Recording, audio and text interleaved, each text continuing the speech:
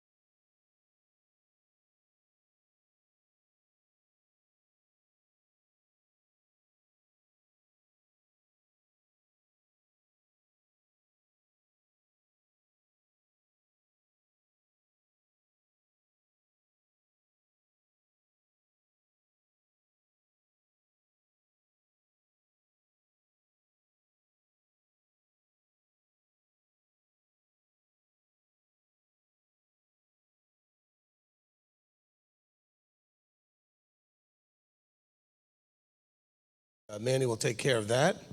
Okay, we do ask that those of you that are on the live stream, especially if you're just found us randomly or you just sort of were the first timers, please be respectful of the fact that this is a live Torah study for Beth Shalom and MTOI. You're all welcome to be a part of it, but recognize that it's not a place for you to post your own agendas or have all kinds of strong opinions disagreeing with whatever comes from the microphone. This is meant for the people in this group and anybody else that would want to come to be respectful of that, okay? So this is not an open forum for argument and debate. We're here to study the Word, and we'll have some discussion about it later, but we are asking for you to be polite and respectful. Okay, so that being said, if anybody has a praise or prayer that's urgent, you can raise your hand and the mic will come around. And we'll begin with Rabbi Tom. Stephen, you got the camera on him? Okay, good. Rabbi Tom. Last week, my oldest daughter, Judy, broke her ankle, and then she developed a blood clot. And since then, the blood clot went up to her lung. She has a pulmonary embolism. She has 2 in her lung. So I'd like to keep her in prayer.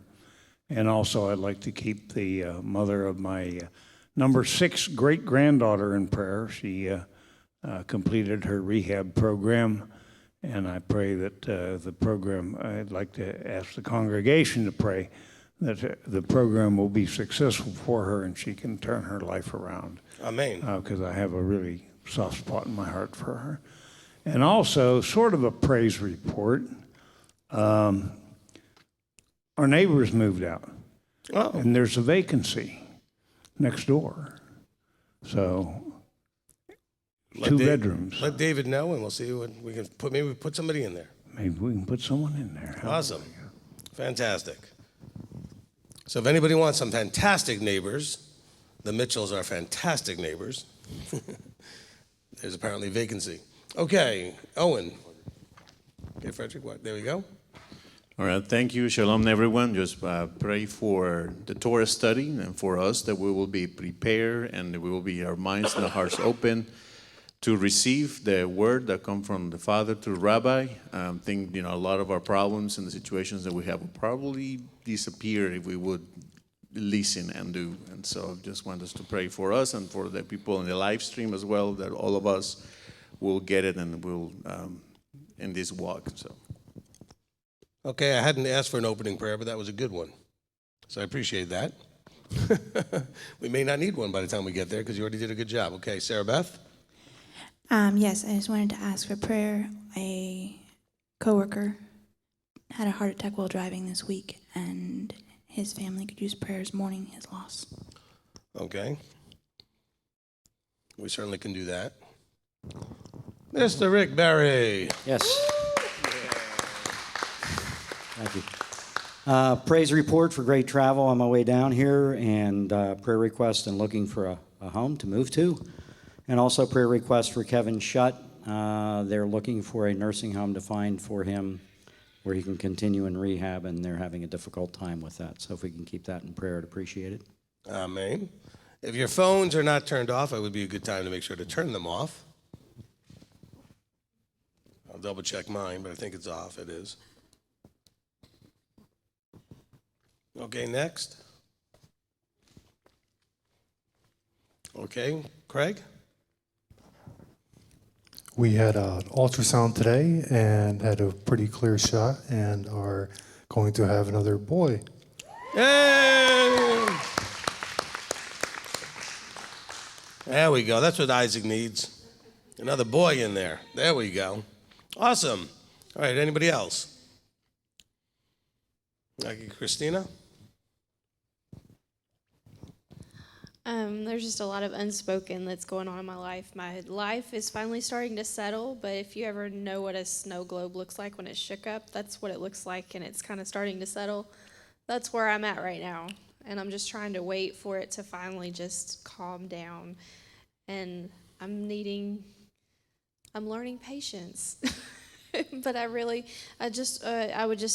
covet prayers that things would just settle and that I would know what to do and what direction to go in with all of this. Amen.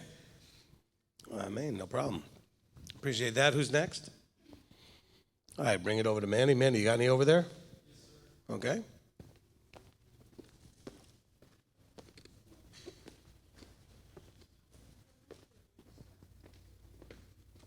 Thank you, sir. Okay. Oliver and Janet, unspoken prayers for healing and for Oliver for his blood pressure. Candace Middleton, prayer request for healing from this tiredness she keeps experiencing. Kirk Ferguson, prayer, Lisa has back pain. Jamelin, sorry if I pronounced that wrong. She'd like to ask for prayer for her brother. He has hyperparathyroidism. His surgery is Thursday. Pray it fixes his problems and also that he won't lose his ability to speak. April, prayer request for many health issues going on right now. Evangeline, finances for Shirley and Jensen. Praise Abba for Rachel's job. She started yesterday. Shira, oh no, that was something else. And praise Yah for Alice. The last intervention is working. The pain in her shoulder and arm is much reduced.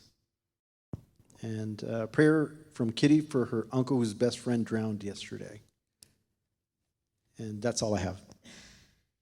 Okay, no problem. Anybody else? Okay, we kind of covered that. Continued prayer for my coughing problem. I'll give you one here in a second. I can feel it coming. There you go. So at least the voice is, maintaining somewhat, so we should be able to get through this. But if you would continue to pray for that. Okay, let's go have somebody start us in prayer as well as pray for the prayer and praise reports. Okay. Craig's got his hand up. No, Rabbi Tom, you're right here. Let's give it to him. No, go give it to Craig. Okay.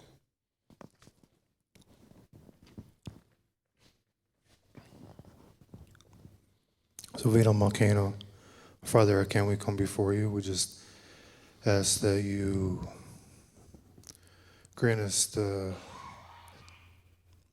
peace and the love that comes from your word, from your Torah, and that we have our eyes open to new understandings on how to apply your perfect word to our lives today. And we thank you for a rabbi that is exclusively focused on that very thing. And we ask for his blessings and protection, and we just thank you for all that you do. Amen. Amen. Amen. Okay. So, a couple of quick things before we get started. I do want to remind everyone that we have coming up, if you're here locally, we have coming up on Thursday is our Rosh Chodesh. Okay, so it's a full week. We have praise practice tomorrow night, and then we have Rosh Chodesh on Thursday. We'll be meeting here at 12. We do have a barbecue that we'll be having here for people to come and bring their stuff. So please bring everything that you need to have a good barbecue lunch and all the fixings and the side dishes and anything else that you want. Now, because it's not a holy day and it's not a Sabbath, if we don't have something, we could always run 2 minutes over here to Food City or to Walmart, so we can always pick stuff up. So just it's kind of a convenient thing that way. And we'll be doing a Rosh Chodesh service as a part of that. We will not be streaming that, but we will be doing that. Okay. So for those of you that are online, just recognize that you will be having Rosh Chodesh for Harivi'i, Rosh Chodesh Harivi'i, the 4th month, okay, which will be on Thursday. That's actually day 1 of the new month, okay? All right. Also, on July the 14th, okay, is our picnic and mikvah. Okay, so it's not too far away. It's only in about 2 weeks, so we're going to have that, the July the 14th, and it's going to be at Chester Frost Park, and I will have on the table, I already printed them out, I'll have them on the table next Sabbath. This Sabbath I'll have directions and stuff for Chester Frost Park. I also printed out some of the mikvah declarations. I have them now with me, so if you want a copy today, you can have that today. We'll get them put out on the back table when the study's over, or I'll just leave them up here. We'll figure out something like that. Okay. Also, I'm going to be traveling on Sunday. I'll be going up to New York. I'll be back on Thursday. And so Rabbi Tom will be doing next week's Torah study. Okay? And so, he'll have a great time doing that one. That one should be no problem as he gets into that week's Torah study. Okay? And I think that's going to pretty much cover it. So I won't be missing any Sabbaths. I'll just be gone from Sunday to Thursday. So please pray for our safe trip as we go up to be there for my parents' 59-year anniversary. Okay, which is pretty good. And also a few weeks early for my father's 85th birthday. So it'd be kind of a a big celebration there. Okay, so this week's Torah portion, all right, is Korach. All right, Korach is one of our most infamous people in the scriptures. And so we're going to learn hopefully some lessons from this.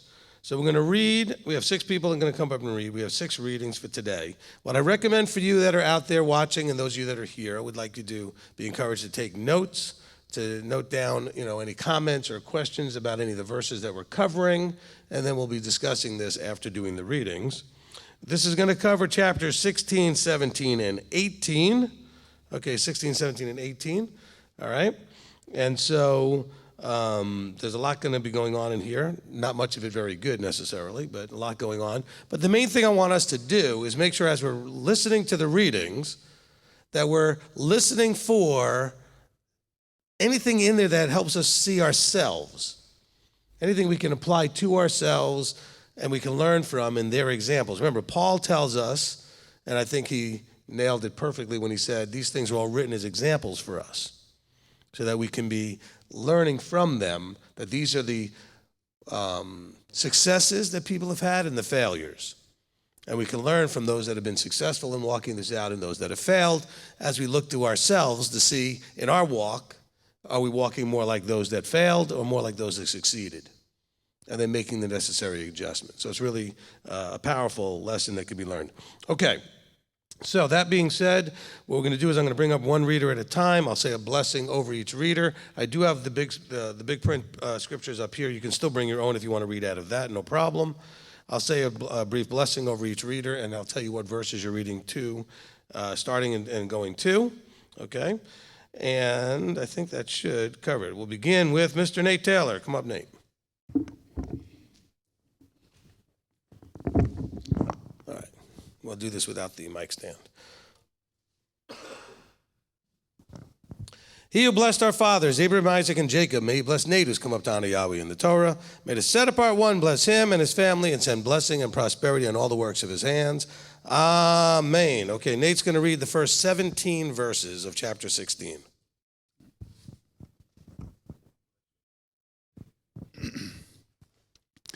And Korach, son of Yidshah, son of Kahath, son of Levi, took both Dathan and Abiram, the sons of Eliab, and On, son of Peleth, sons of Reuben, and they rose up before Moshe with some of the children of Israel, 250 leaders of the congregation, called ones of the meeting, men of name. And they assembled against Moshe and against Aharon and said to them, enough of you, for all the congregation is set apart, all of them, and Yahweh is in their midst. Why then do you lift up yourselves above the assembly of Yahweh? And when Moshe heard, he fell on his face and spoke to Korach and all his company, saying, tomorrow morning Yahweh shall make known who is his and who is set apart, and bring him near to him. And let him bring near to him the one whom he chooses. Do this, take fire holders, Korach, and all your company, and put fire in them and put incense in them before Yahweh tomorrow. And it shall be that the one whom Yahweh chooses is the set apart one. Enough of you, sons of Levi. And Moshe said to Korach, hear now, you sons of Levi. Is it little to you that the Elohim of Yisrael has separated you from the congregation of Yisrael, to bring you near to himself, to perform the service of the dwelling place of Yahweh, and to stand before the congregation to serve them? And that he has brought you near to himself, you and all your brothers, the sons of Levi, with you. Yet you seek the priesthood as well? Therefore you and all your company are set against Yahweh. And Aharon, what is he that you grumble against him? And Moshe sent to call Dathan and Abiram, the sons of Eliab, but they said, we are not coming up. Is it little that you have brought us up out of the land flowing with milk and honey to kill us in the wilderness, that you would also seize total rule over us? Also, you have not brought us into a land flowing with milk and honey, nor given us inheritance of fields and vineyards. Would you bore out the eyes of these men? We are not coming up. And Moshe became very displeased and said to Yahweh, do not respect their offering.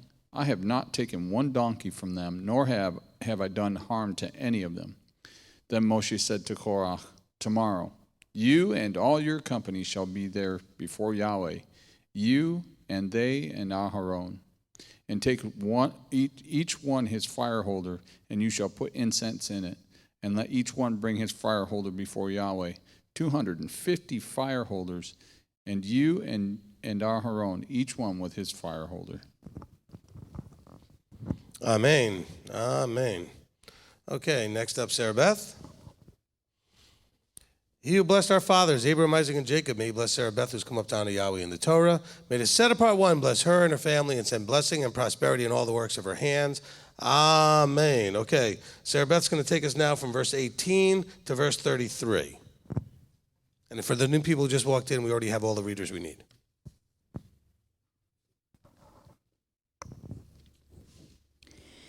And Korach assembled all the congregation against them at the door of the tent of meeting. Then the esteem of Yahweh appeared to all the congregation. And Yahweh spoke to Moshe and to Aaron, saying, Separate yourselves from the midst of this congregation, and let me consume them in a moment. But they fell on their faces and said, O Elohim of the spirits of all flesh, when one man sins, are you wroth with all the congregation?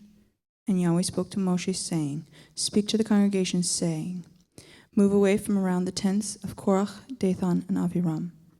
So Moshe rose up and went to Dathan and Aviram, and the elders of Israel followed him. And he spoke to the congregation, saying, Please turn away from the tents of these wrong men. Do not touch whatever belongs to them, lest you be consumed in all their sins. Then they moved away from around the tents of Korach, Dathan, and Aviram. And Dathan and Aviram came out and stood at the door of their tents with their wives and their sons and their little children.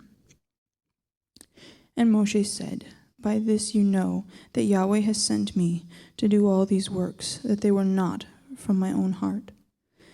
If these die, as all men do, or if they are visited, as all men are visited, then Yahweh has not sent me.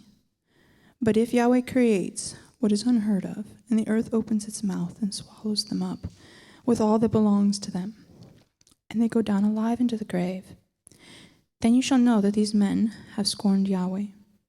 And it came to be, as he ended speaking all these words, that the ground under them split apart, and the earth opened its mouth and swallowed them up, with their households and all the men with Korach, with all their goods. So they and all those with them went down alive into the grave, and the earth closed over them, and they perished from the midst of the assembly. Amen. Amen. Rick Berry, come on up.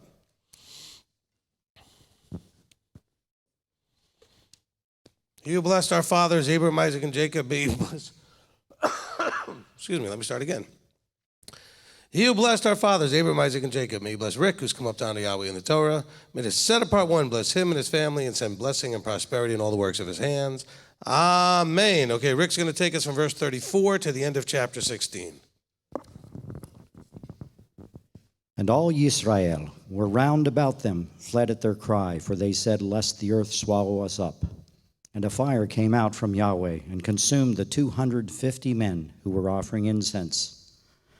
And Yahweh spoke to Moshe, saying, Say to Eleazar, son of Aharon the priest, to pick up the fire holders out of the blaze, for they are set apart, and scatter the fire some distance away.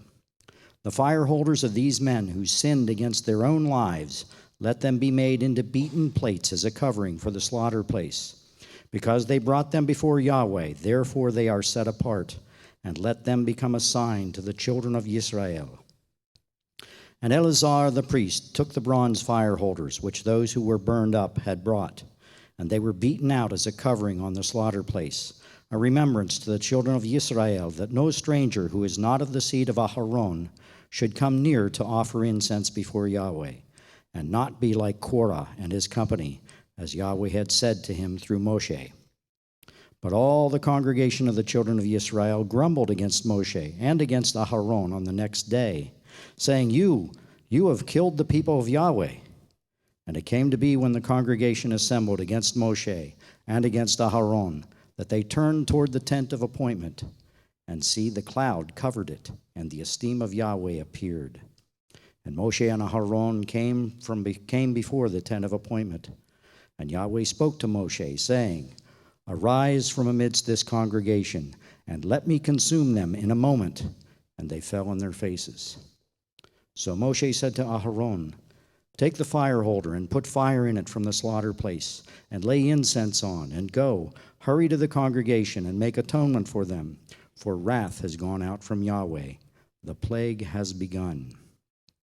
And Aharon took it as Moshe commanded, and ran into the midst of the assembly, and saw that the plague had begun among the people. And he laid on the incense, and made atonement for the people, and stood between the dead and the living, and the plague was stopped. And those who died in the plague were 14,700, besides those who died on account of Korach. Then Aharon returned to Moshe at the door of the tent of appointment, for the plague had stopped. Amen. Amen. All right, Owen. He who blessed our fathers, Abraham, Isaac, and Jacob, may he bless Owen, who's come up to honor Yahweh in the Torah. May the set-apart one bless him and his family and send blessing and prosperity in all the works of his hands. Amen. Okay, Owen's going to take us now into chapter 17, and he's going to read the first 13 verses.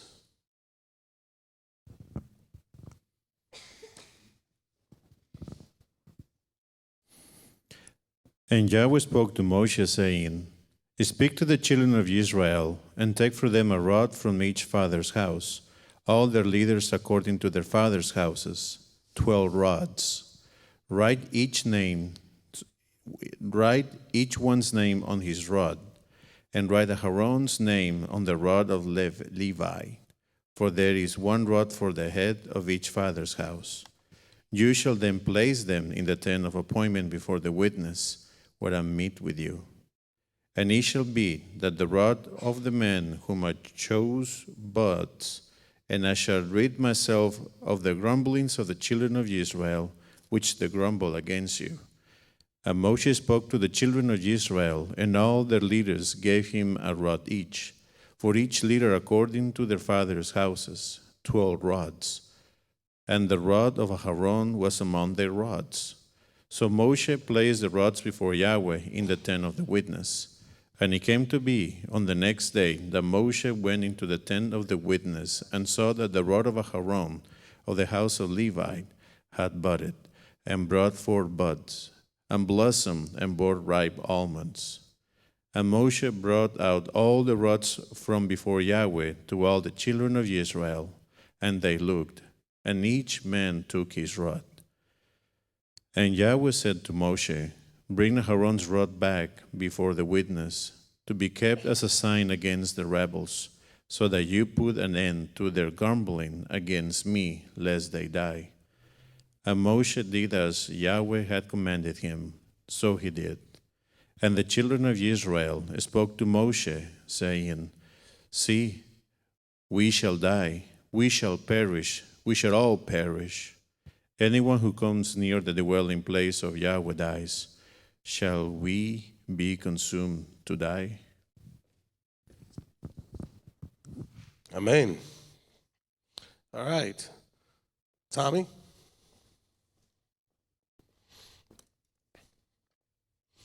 He who blessed our fathers, Abraham, Isaac, and Jacob, may he bless Tommy, who's come up to honor Yahweh in the Torah. May the set-apart one bless him and his family and send blessing and prosperity in all the works of his hands. Amen.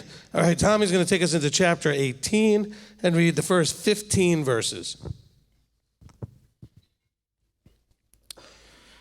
And Yahweh said to Aaron, You and your sons and your father's house with you are to bear the crookedness against the set-apart place, and you and your sons with you are to bear the crookedness against your priesthood. But bring with you your brothers of the tribe of Levi too, the tribe of your father, to join you and serve you while you and your sons are with you before the tent of the witness. And they shall guard your charge and the duty of all the tent, but they do not come near the furnishings of the set-apart place and the slaughter place, lest they die, both they and you. And they shall be joined with you and guard the duty to the tent of appointment for all the service of the tent, but a stranger does not come near you. And ye shall guard the duty of the set-apart place and the duty of the slaughter place, so that there be no more wrath on the children of Israel. And see, I myself have taken your brothers the Levites from the midst of the children of Israel, a gift to you given by Yahweh, to do the service of the tent of appointment. But you and your sons with you are to guard your priesthood for all matters at the slaughter place and behind the veil, and you shall serve. I have given you the priesthood as a gift for service, but the stranger who comes near is put to death. And Yahweh spoke to Aharon, and see, I myself have also given you the charge of my contributions, all the set-apart gifts of the children of Israel. I have given them to you for the anointing, and to your sons as a law forever. This is yours, the most set-apart gifts from the fire, all their offerings, all their grain offerings, and all their sin offerings, and all their guilt offerings, which they render to me, are most set apart for you and your sons.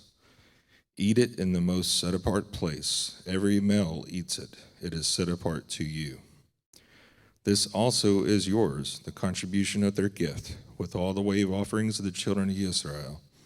I have given them to you and your sons and daughters with you as a law forever. Everyone who is clean in your house eats it. All the best of the oil and all the best of the new wine and the grain, their first fruits which they give to Yahweh, I have given them to you. The first fruits of all that is in their land, which they bring to Yahweh, are yours. Everyone who is clean in your house eats it. All that is dedicated in Israel is yours. Everyone opening a womb of all flesh, which they bring to Yahweh, whether man or beast, is yours. But to ransom, you shall ransom the firstborn of man, and the firstborn of the unclean beast you ransom. All right, and our final reader, Selena. He who blessed our fathers, Abraham, Isaac, and Jacob, may he bless Selena that's come up to honor Yahweh in the Torah. May the set-apart one bless her and her family and send blessing and prosperity on all the works of her hands. Amen. Okay, Selena's going to take us now from verse 16 to the end of the chapter. And ransom their ransomed ones. Is it right? When 1 new moon old, according to your valuation, 5 shekels of silver, according to the shekel of the set-apart place, which is 20 gerahs. But the firstborn of a cow, or the firstborn of a sheep, or the firstborn of a goat, you do not ransom. They are set apart. Sprinkle their blood on the slaughter place, and burn their fat as an offering made by fire for a sweet fragrance to Yahweh. And their flesh is yours, as the wave breast and as the right thigh, it is yours. All the contributions of the set-apart gifts, which the children of Israel present to Yahweh, I have given to you and your sons and daughters with you as a law forever. It is a covenant of salt forever before Yahweh, with you and your seed with you. And Yahweh said to Aharon, you are not to have an inheritance in their land, nor have any portion in their midst. I am your portion and your inheritance among the children of Israel. And see, I have given the children of Levi all the tithes in Israel as an inheritance in return for the service which they are serving, the service of the tent of appointment.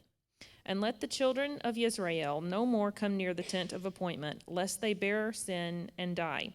Because the Levites shall do the service of the tent of appointment, so they themselves bear their crookedness, a law forever throughout your generations, that among the children of Israel they are to have no inheritance. But the tithes of the children of Israel, which they present as a contribution to Yahweh, I have given to the Levites as an inheritance. That is why I have said to them, among the children of Israel they have no inheritance.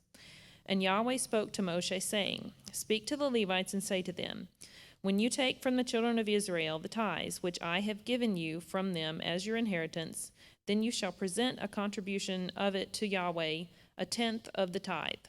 And your contribution shall be reckoned to you as grain from the threshing floor and as filling from the winepress.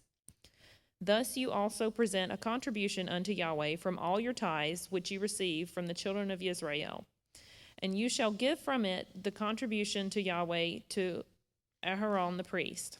From all your gifts you present every contribution due to Yahweh, from all the best of them, the set apart part of them. And you shall say to them, when you have presented the best of it, Then the rest shall be reckoned to the Levites as the yield of the threshing floor and as the yield of the winepress.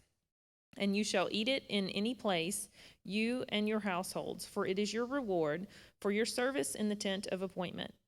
And bear no sin because of it, when you have presented the best of it, and do not profane the set-apart gifts of the children of Israel, lest you die.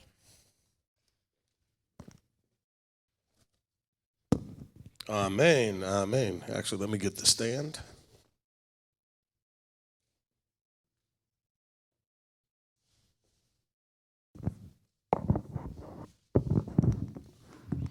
Amen. Excellent job. Thank you, all the readers.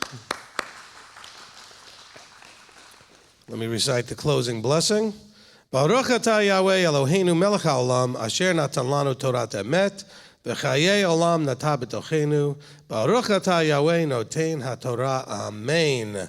Blessed are you, Yahweh your Elohim, King of the universe, who has given us a Torah of truth and has planted eternal life in our midst.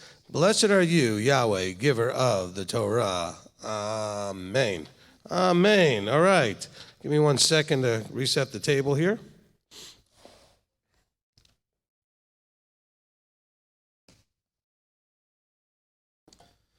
All right. Okay, so again, just some quick reminders of announcements for those that may have come on late on the live stream. How many we got on there, by the way? 200. All right. Awesome. Fantastic. Okay. So some quick announcements. Again, just a reminder that Thursday is our Rosh Chodesh sort of barbecue. Okay, we're going to be getting together on Thursday this week. We do have these Torah studies. For those of you that are new on the live stream, we do have these Torah studies every week. Okay, so every Tuesday night, 8 o'clock Eastern Time on YouTube. Also a reminder for a picnic and mikveh. If you're coming, please let us know so we can get you in the head count so we can provide enough food for the picnic and mikveh. We will be providing the food. We'll be asking for a $5 donation per person. That'll make it a lot easier. We'll bring the food. We'll provide everything. It'll be less complicated than everybody bringing, like everybody all showed up with potato salad. You know what I'm saying? So we can provide the food. If you don't want to, eat our food, that's fine. You can bring your own food. We are going to provide food, and we're going to provide also for the vegans. We'll have some Big Franks, and we'll have some Beyond Burgers or something like that. So we'll have that all worked out, okay? So if you want to participate, we will try to provide the food, and we'll look. And again, it's not a required amount, but we'll ask for you to consider a donation about $5. Listen, for burgers, dogs, side dishes, and drinks, that isn't bad for $5. Okay? Okay, so we're going to do that just like we did last year. I do recommend that, again, if you're coming, please let us know so we can have a good head count. Now, okay. So we're here in dealing with Korach. We're going to go ahead and discuss this Torah portion now. So what we'd like to do again, and I just want to remind us, is that we're going to look for the key ingredients here that you can learn from and apply in your life. When we do the Torah studies, generally speaking, the first things we want to cover are not just the interesting things, they're the important, applicable things, okay? Now, this chapter didn't have a whole lot of just weird, interesting things that we go, I've always wondered about that, and then we can ask. But this one's got really some good, applicable stuff in it that we could just kind of really stick our teeth, feed on and stick our teeth in, so to speak.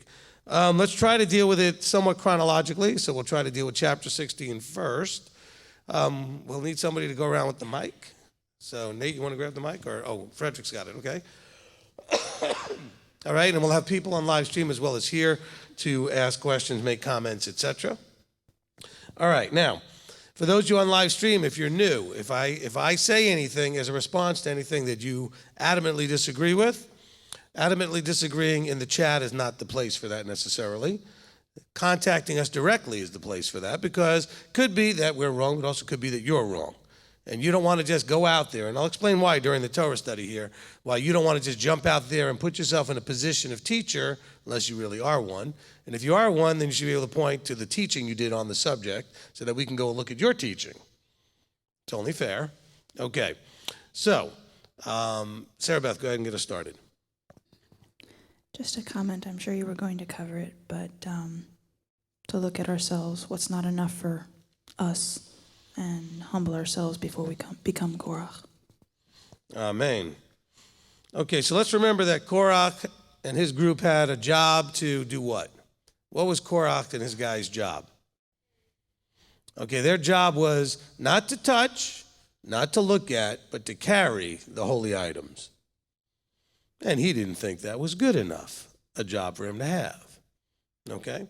And so sometimes we have a problem with the whole Dayenu idea, saying it was enough. All right? And so he just didn't appreciate what he was given to do. And so this whole thing that we're going to see going on here from 16 through 18 is a really scary, and it should be scary, example of what happens when you don't respect the anointed appointeds of Yah. Because everywhere in here, he mentions what you're doing to them, you're doing to him. He also mentions, by the way, that what you give to him goes to them. And so here's the thing I want you to get out of this, and we're going to cover a lot of it, but I just want to throw this little seed out there, all right? I'm not claiming that you only treat only anointeds this way. I'm saying you treat everybody this way because you don't even know if they're anointed or not. Do you really want to risk all of this? Because he takes it very personally, and he says your grumblings against leadership leads to death. That's what he equates it to. Grumblings brings death. And I can point to the verses as we go through this, and we will point to them, but he says it very clearly. And so it's not so much a concern that you might have, well, that person's not anointed, he's all wrong about this and that. Well, what if you're the one that's wrong, and what if that person really was anointed? Do you really have enough confidence to put yourself at that kind of risk? Or better to let Yahweh deal with it either way? See, the problem is that we don't know how to stay in our lane. We don't know how to keep ourselves in the limitations of our license, so to speak. It's like if you've ever had a license, you have to know what the scope of your license is and not step outside the boundaries of it. Well, we're Israelites, and then there's Levites within the Israelites, except that now we don't have the Levitical priesthood running because there's no temple, but we have Melchizedekian priests and how we treat them. The book of Hebrews explains all of this to a certain degree. All right, where'd the mic go, to Manny? Or is this wandering around? Okay, anybody else have a comment or question real quickly in chapter 16? Okay, Owen does. Because, I got a whole lot I could do right here. All right, Owen, go ahead. Yes, thank you, Rabbi. I would like you to elaborate a little bit on the chapter 2.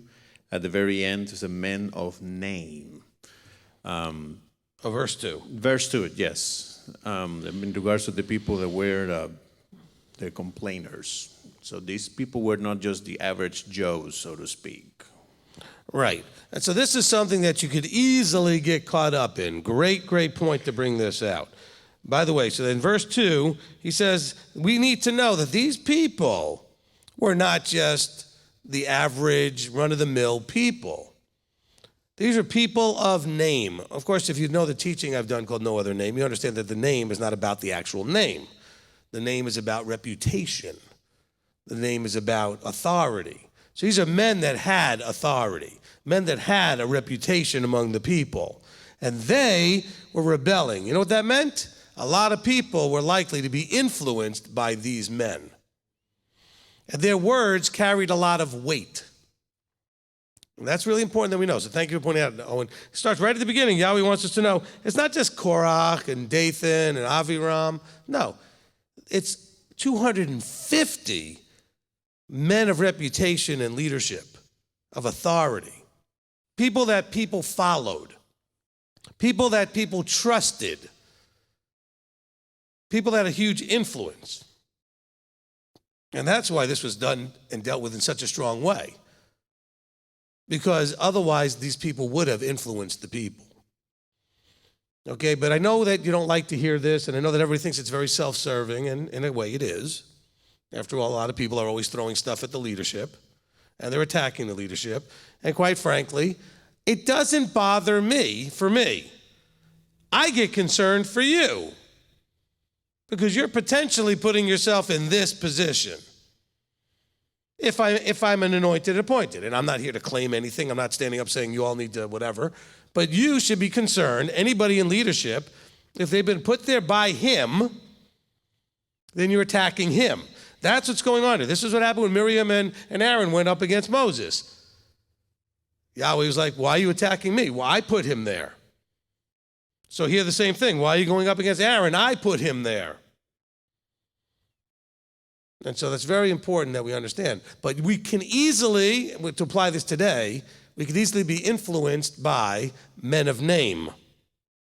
Because some of those men of name in what we're doing here, we call it Messianic, we call it Hebrew roots, whatever we call this, I like to call it MTOI or Messianic Torah Observant Israel, but whatever is going on out there in general, there's a lot of people with big reputations, big speakers, travel all over the place, big congregations, whatever it is, and should you be overly impressed with that?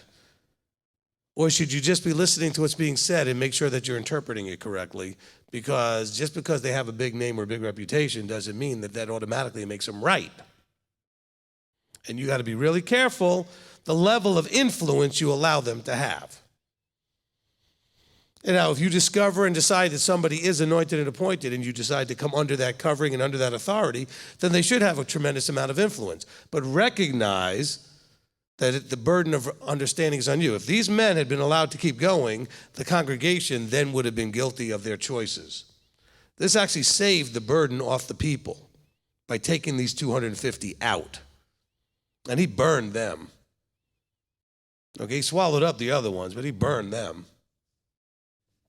So that's very important. Okay, who's next? Okay, in the back, Rabbi Tom. Okay, thank you.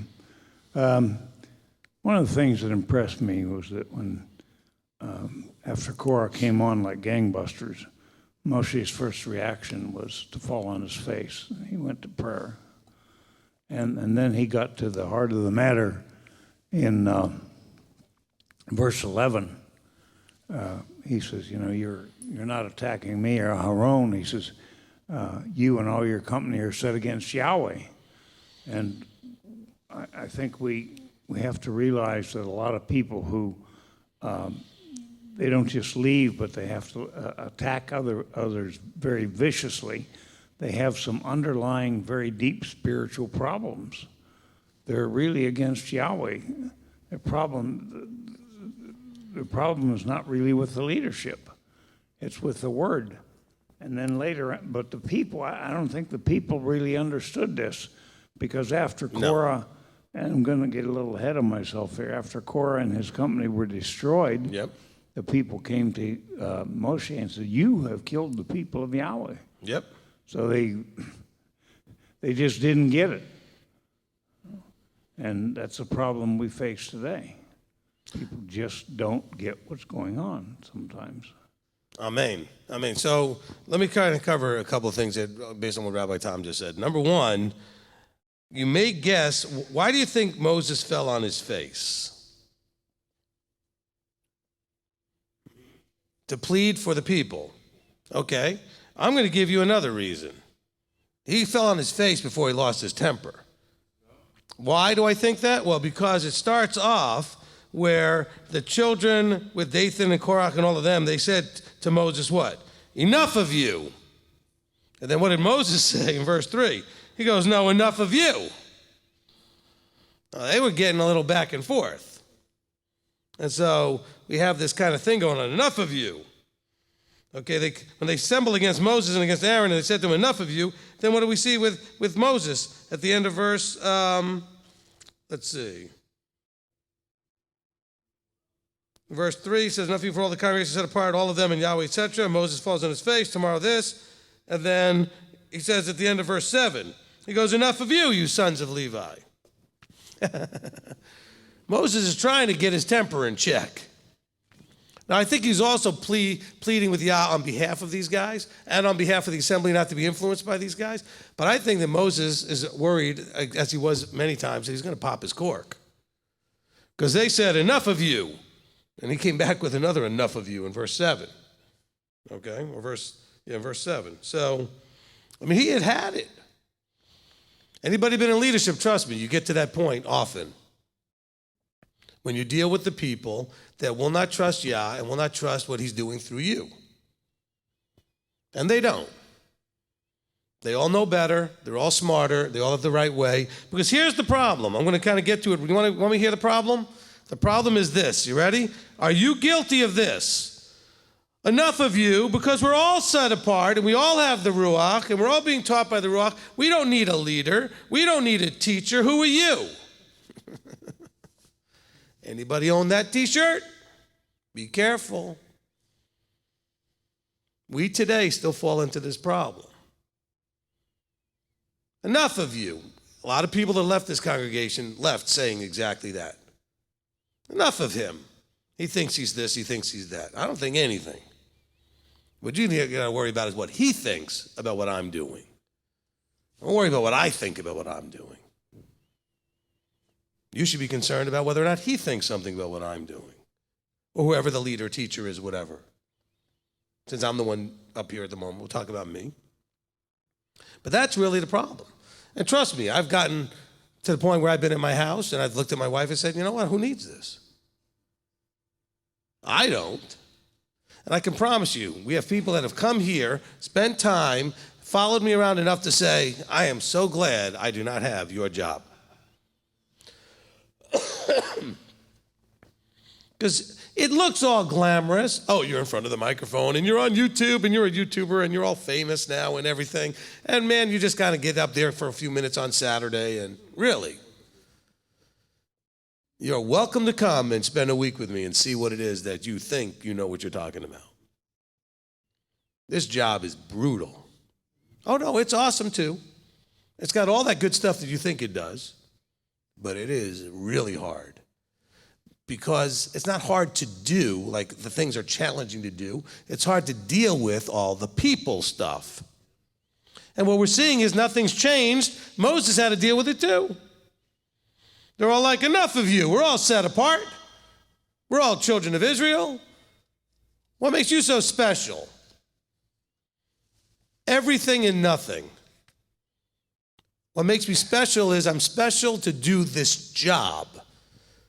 But I'm not more special than you because you've got your job.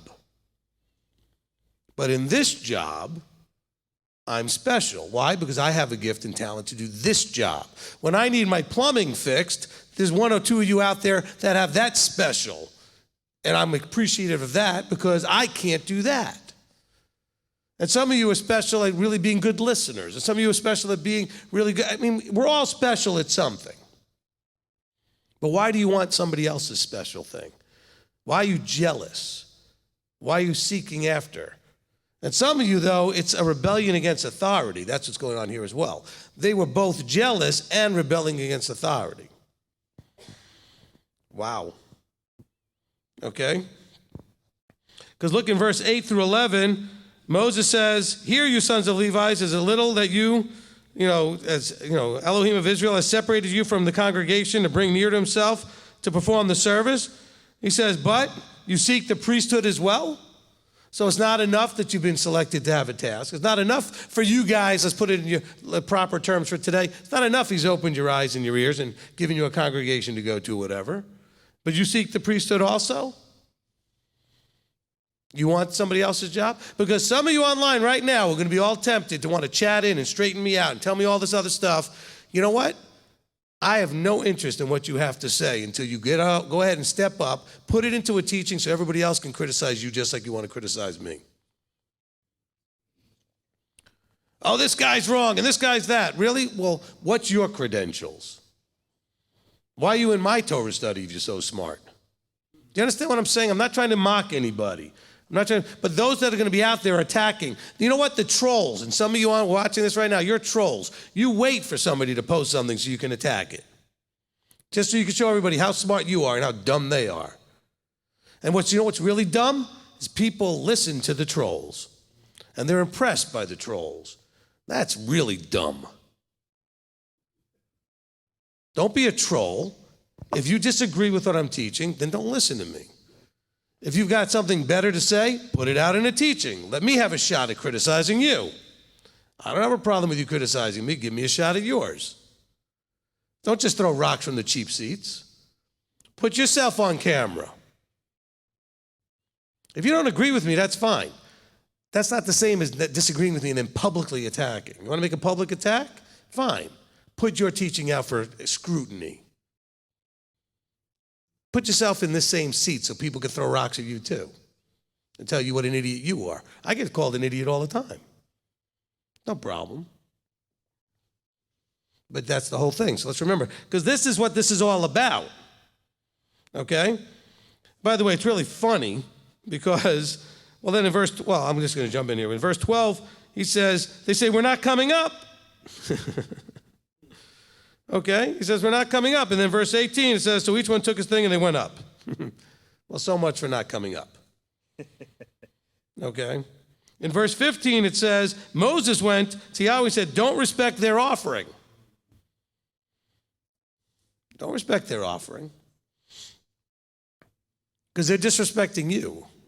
Oh, yeah?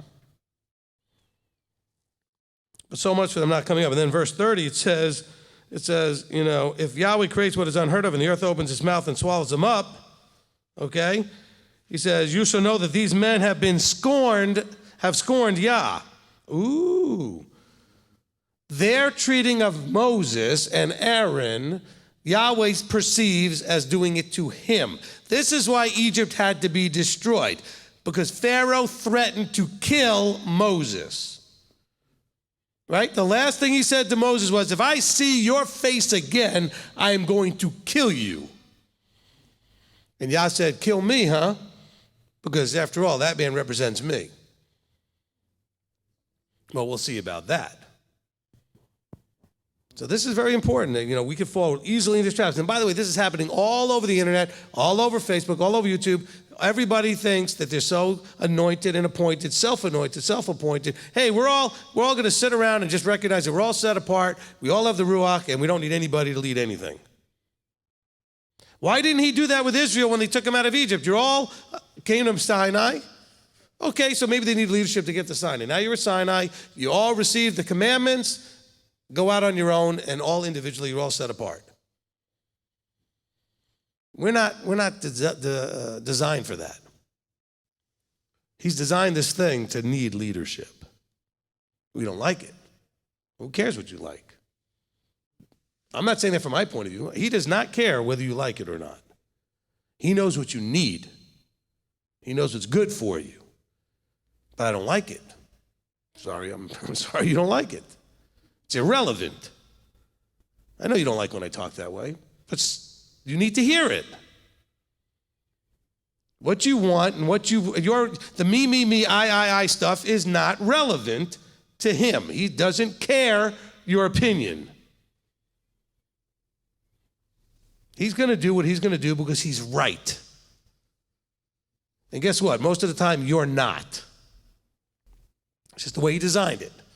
He's smarter, and he's always right. And so when are we going to start listening? Next question, because I got a lot more. I could just keep going. So. Again, if nobody wants the mic, I'll keep going. I'll bring it to the live stream. All right. Some of this might be something you've already covered. Candace, chapter 16, 12, and 14. They refuse to go listen to authority. Today, many are acting the same way with any type of authority, such as police and presidents. Charles Davis, just curious, in chapter 16, verse 46, what kind of plague was that? Was it physical or spiritual? Okay, so we get to chat. Well, the first comment, I just leave the comment. It was a good comment. I appreciate that. We do have a problem with authority in general. The question about verse 46, what you see happening here in verse 41 through 48 is that you're seeing that grumbling against leadership brings death. Okay, that's something that's an important point that we see. Grumbling against leadership, it brings death. Now, the plague was a physical one. They were physically dying. Okay, and they had to make intervention for those people. This is very important that we see that. Okay? Now, what you also see coming up after that is that when we deal with the rods, okay, and as you're dealing with the rods and the blooming, you'll see that it's the anointed, appointed leaderships that will blossom. In other words, a rod is a symbol of what? Leadership, of authority, of discipline. And he said that the leadership will blossom, will bloom. And the rest of you need to knock it off. That's basically what he said. Okay? But grumbling brings death. We see this again in chapter 17, verses 10 through 12. Okay, and Yahweh said to Moses, bring Aaron's rod back before the witness to be kept as a sign against the rebels, so that you put an end to their grumblings against me, lest they die. Be careful. You guys are real good Israelites. You know what you end up doing? You whine, complain, and grumble a lot. I know behind my back, in front of my face, and everywhere else, people are talking about me and grumbling. How do I know that? Because I'm standing in front of the microphone, and whoever's in front gets that. So I don't take it personal. You do that to everybody in leadership. It's not unusual that you do it to me. But this is something that we got to be very careful with. Grumbling is a big, big problem. You got another question? Okay, go ahead. All right. Janet has a couple. I'll go chronologically here. Chapter 16, 26 and 27. Is this what we should be doing with people who are grumbling against leadership? Turn away from them. Yes. Good point. All right, listen. And Yahweh, and he spoke to the congregation saying, Moses is talking, he says, please turn away from the tents of these wrong men. Do not touch what belongs to them. Do you think that these people were supposed to be hanging out with these people and having lunch with them and taking phone calls and liking all their Facebook posts? And I don't get you people. Okay, I don't get you. Oh, you're sounding very cultish now. I'm reading you what he said, and that was quoted by the person who asked the question. Those that are attacking the leadership are wrong men or women, and you need to turn away from them. Oh, but you don't understand. They're my friends, and I like them, and they're wonderful. I'm sorry. I'm sure these people were liked and were wonderful. They were men of name. They were very popular. What does that have to do with anything? Oh, but you don't understand. I like them. We're very close. And some of you are still doing this, and you're not even know. Some of you don't even know I'm talking to you because you're thinking you're not doing it. But if you're still interacting with people that have attacked leadership here and are no longer here, and you haven't turned away from them, you may want to reconsider what you're doing. And people don't like when I talk that way. Well, I don't know. I'm just reading what it says. You know, Paul tells us not to even break bread with revilers, those who are reviling leadership. But we do. We go out to dinner with them, and we like all their Facebook posts. And by the way, we see that. In case you don't think we see it, we see the other people's posts, they come up on our feeds or whatever, and we see you liking them. And we wonder, why is it that you're liking their posts? Where is your loyalty?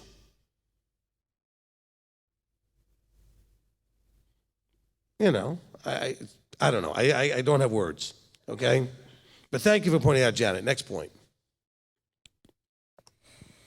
Okay, I'm going to go chronologically here. Dolores, chapter 16, 29. Could you please explain this verse? 16:29. Yes, sir. Oh, he's just saying if these people die a normal death. It's just a weird way of saying it, okay? But let me go back to please turn away from. The last part of that is, because if you don't, guess what? You get swallowed up too. You will partake of their curse that comes. Do you want to be a part of that? Because those who didn't turn aside, guess where they were? Right there when the ground opened up and got swallowed up too. And those who still were around listening to 250, they got the plague and they got the other things going on. 14,000, that's a lot, 14,700. Not counting all of the other ones. Next question. All right, one from Janet, 17:47 through 48. Were the people who were saved when the plague stopped, was that because of the atonement Moshe did or because they repented? Okay, you're talking about 16, 47, 48. There is no, 17 is only 13 verses. Okay, she wrote 17, sorry. All right. And Aaron took it, look, this is, the plague stopped, why? Why did it stop? Because leadership got reestablished. Aaron was back in his position and he made the atonement offering. He put the incense, he did what he was supposed to do. In other words, leadership was restored. And so then he got to stand between the dead and the living. In other words, he got his position to be there as the one making the atonement and standing in that position. Something the high priest did every Yom Kippur for the people. Okay? And so this is, by the way, did you notice that all of chapter 18, in the beginning of it anyway, is about reappointing and anointing and establishing the leadership of the Levites in their roles. They already had their roles, all the way to the Pidyon Haben, the redemption. And you can wonder if they were made to do it again, to reestablish that they were saying, yes, we recognize that our firstborns are not in authority, the Levites are. Because you see that in verse 16 and 17. 15, 16, 17, the 5 shekels of silver, the redeeming of the firstborn. Now, we already saw this in chapter 3 earlier. And here they're doing it again, it looks like. So, I mean, it's very interesting that he may have gone ahead and done a whole nother ransom. And by the way, you notice that he says this over and over again. And by the way, I think I'm going to stop trying to hedge my words and apologize for my position, if that's okay with everybody. I'm done with that. Okay? Okay. Because I keep feeling like I have to always package it so that I'm whatever. All right? I'm not doing that anymore. I want you to understand that when you listen to what's going on in chapter 18, he makes it very clear, he wants the people to hear it, all this stuff, the best stuff that you bring to me, this is Yahweh saying it belongs to them. They get to have it, it's theirs. These people you're rebelling against, these people you're jealous of, they're going to get the best. Now bear in mind, it means a couple of things. One is, you need to just knock off being all worried about where all the money's going. Really, it's mine. I don't want it. I'm not going to do anything with it that way. But just understand, scripturally, stop being all paranoid about what the leadership's doing. If you don't trust the leadership, stop giving that leadership money, go find a different leadership. Because you're not giving it to me. If you are, you're already making a mistake. When you're giving to him with the tithes and the offerings, it's going to him, but it goes to the anointed, appointed to support what they're doing. Why? Because he doesn't want them having a job. He has a job for them. That's what no inheritance means. They have no way to make a living, to pay their bills, to take care of their families, except on the tithes and offerings. But he makes it really clear. All the best of the oil, all the best of the new wine, and the grain, their first fruits, which they gave to Yahweh, I have given to you. All that is dedicated in Israel is yours. The people, I'm sure, hated that. I mean, it was already the case, but he's saying it in their face now. You guys need to recognize that this is theirs. And you're giving it to them because I have picked them to do the hardest of jobs. The least appreciated of jobs.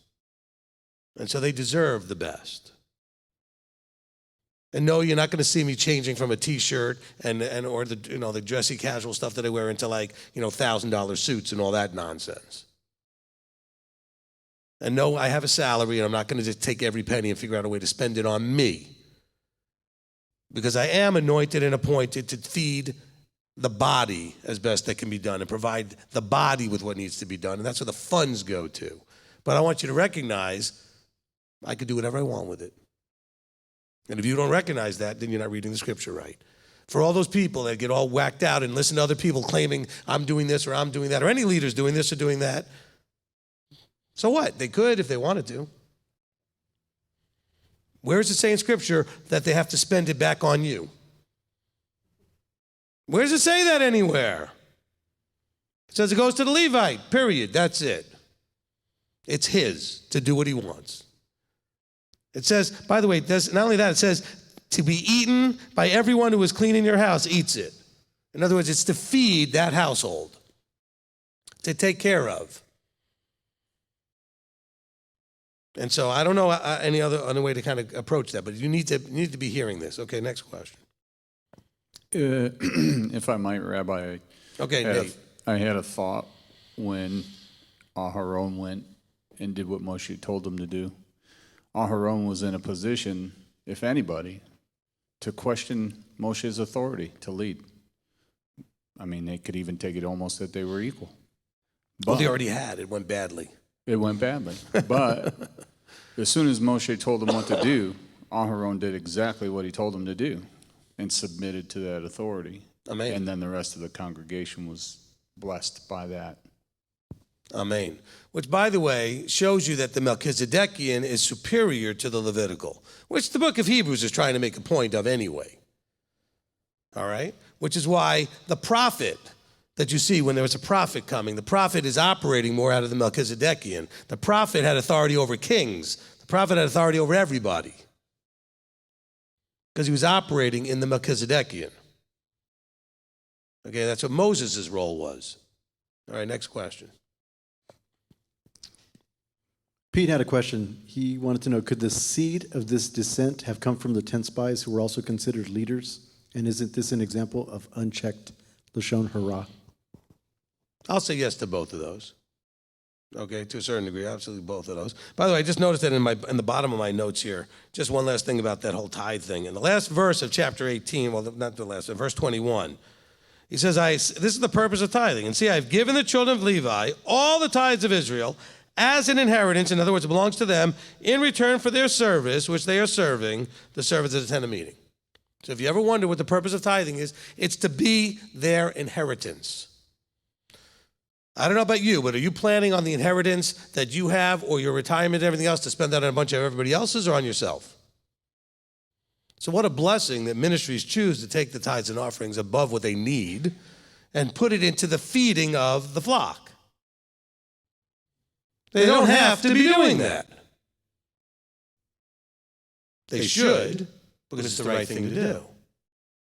Because that's the role of serving.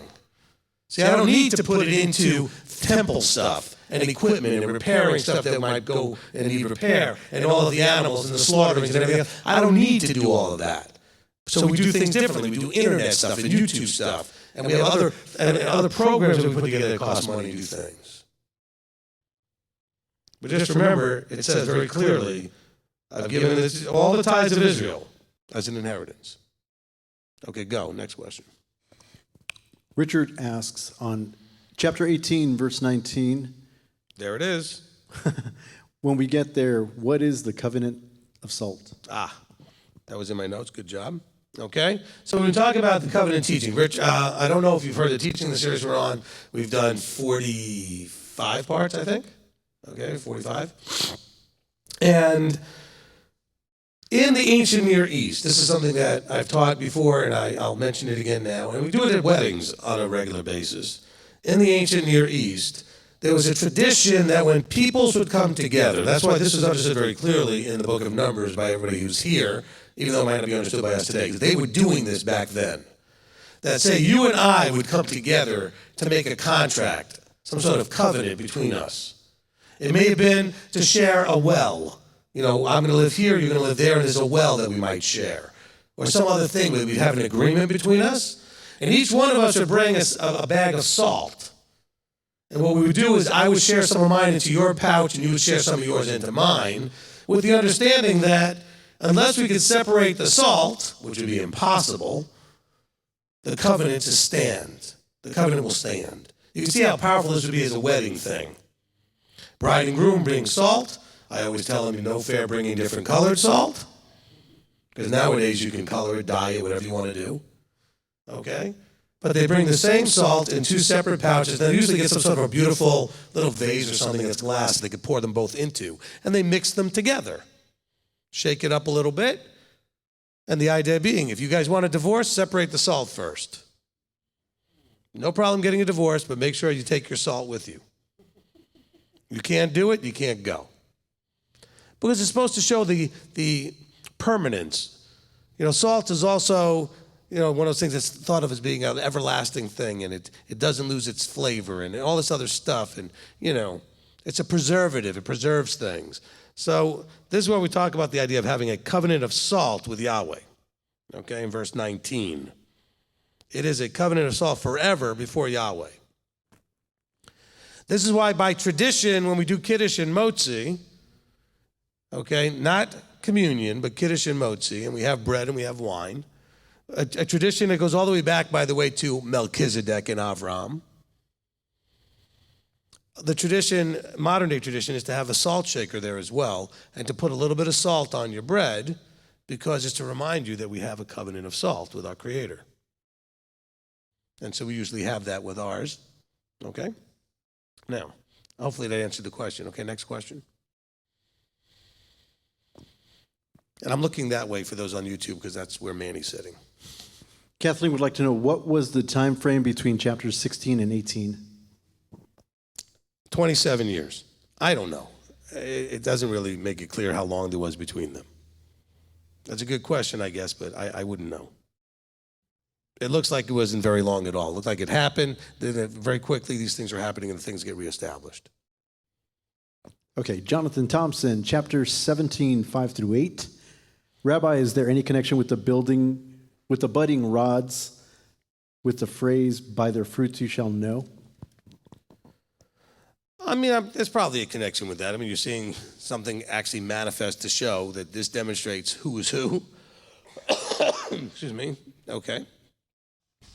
But I think it also has to show that, you know, the efforts and this one is going to bloom, it's going to flourish, as opposed to the other ones that are going to stay dead and lifeless. Okay? Let's see, Chino Man wants to know, chapter 18, 15, all firstborn are yours. Please explain what becomes of the firstborn children. Does it mean that they become the property of the Levites? No. What it's saying is that there's going to be this ransoming. All firstborns would be theirs, but then there's a ransom. That's why we have the Pidyon Haben. Okay, and that's just for the children. I think the original idea scripturally would have been that the firstborns of the children would have then served in the temple, and Yah chose the Levites instead. It was a decision he made at Sinai. Okay? And so now those firstborns are redeemed.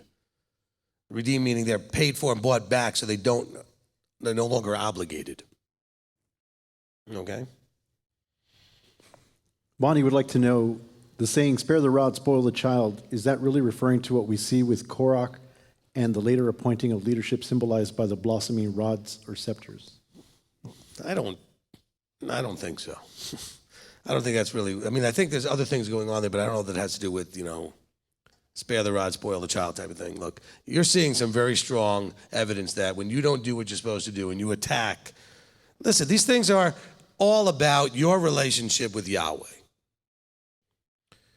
If you're here, you believe, I don't mean if you're here like 5 minutes, you just found us randomly. I mean, but if you are consistently here, there must be a thought in your head that I have been put here to do this job by him. So then how you then treat me is all about how you're treating him, because you had, now by the way, it's funny how people believe that, they'll move here and do all the things, and then they leave. Well, what happened to your belief that I was put there? Well, but you did something I didn't like, or you hurt my feelings, or you offended me, and blah, blah, blah, blah, blah. You guys are so blessed and lucky you don't have Moses doing this. You know how much patience he's had for all of you? And, you know, he's telling you enough, enough of you. And don't think I don't fall on my face for you guys too, all the time, because I do. Right after I say enough of you. Okay. All right. And last question, Johnny wants to know how do I redeem my firstborn? Okay, so we have a little teaching, I think, online called the Pidyon Haben, Pidyon The redeeming of the firstborn, that's the Hebrew. Okay, so what you would do is you would need 5 ounces of silver. Okay, it says 5 shekels according to the shekel of the temple, etc., which nobody knows exactly what that amount is. Even if you look to the Orthodox Jews, they argue about the amount, as nobody can agree. It's somewhere under an ounce, maybe 3/4 of an ounce or whatever it is. So 5 ounces will do it. Okay? That is why, let's see. That is why we play with these silly coins, all right? This is the MTOI 1 ounce silver coin that a lot of times you guys will see us with. And by the way, we have a teaching called The Legend of the Coin. Okay, but it explains, the whole thing about the Pidjana Ben and the coin, and also why we scratch our faces with it and do other silly things just because we're silly, okay? So we have provided this as something you could use. You do not have to use our coin. So you get 5 of them. You would then send them into, you're the anointed appointed. That would be me if you're doing it with me. And then we'd have a little ceremony. We could do it over Skype or Zoom or some other medium. Or if you're here, we could do it in person. And it's simply an exchange of coins. And then nothing else actually scripturally is mentioned. So I have chosen to recite a blessing over asking Abba to honor what you're doing and to anoint and bless the children who are now being redeemed from this task to have them flourish in whatever task he has for them. Okay? But you can use any 5 ounces of silver. Okay? But the original reason why we started making these coins was to do this. People wanted to do the Pidyon Haben. Okay? So, and I just called all of you out and coined you all. Okay. All right. There you go. And the ladies, of course, will have the smaller ones are wearing them and they're all covered. Okay, good. Okay, now, if you don't understand all that, just watch The Legend of the Coin. Okay. But excellent question. Okay? And that sounds like Yahweh said amen right there. Because he is not grumbling. Okay. Now, there's a couple other things I want to just bring out real quickly. One of the reasons why the Levites get the tithes and the offerings, you want to know why that is? Because in 1823, it says, so they're going to bear the crookedness. They're going to deal with their own crookedness. They got to deal with a bunch of stuff. They got to stand between the dead and the living. They've got to do all these very hard things. Okay, so that's something that was in here.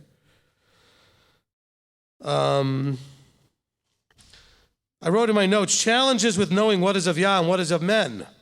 These people had that struggle. They couldn't tell what was of Yah, what was of men. Because they're blaming Moses for, like Moses brought the fire out of the heavens and killed all those people, and Moses opened up the earth. You know what, if he really did all that stuff, why were they scared out of their light? Well, I mean, why were they afraid of Moses? If he really could do all those things. You killed all these people. Now, what I guess they could have been saying was, you went before God and you said all these horrible lies about these people and caused him to want to kill them. Look, you've got to, I feel like exhausted with this, you got to own your stuff. Stop blaming everybody else. Stop pointing fingers. Own your stuff. These people didn't want to own it. They wanted to blame Moses. No. Moses didn't do anything. If anything, Moses tried and begged them not to do it. He did. He begged them, don't do this. They didn't listen. Whose fault was that? Let's see. I think that's actually everything in my notes. So that's good. All right. Excellent.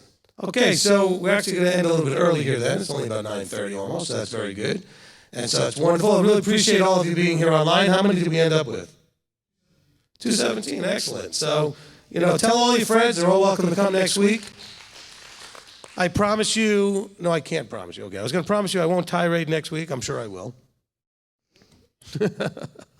Because you know why? There's going to be more dumb things going on that Israel's doing that we're also doing. We haven't gotten to Pinchas yet.